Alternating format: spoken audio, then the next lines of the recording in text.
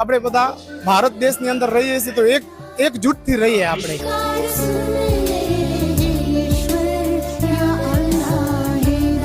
અમારા મુસ્લિમ ધર્મની અંદર એવું કહેવામાં આવે છે કલામી પાકની અંદર કે એક બનો ને નેક બનોના મંત્રને લઈને તમે ચાલો.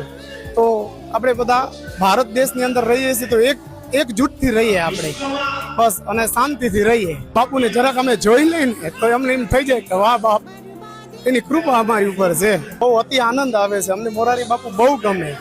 અમારે દિલની અંદર મોરારી બાપુ વસી રહ્યા છે. પૂજનીય બાપુ અમારા મૂળીધામના આંગણે આવી રહ્યા છે અને અમારા ઘરે આવીને અવારનવાર ચા પાણી નાસ્તા અને જમવાનું બધી વ્યવસ્થા અમે બાપુની કરી છે મૂળીધામના આંગણે.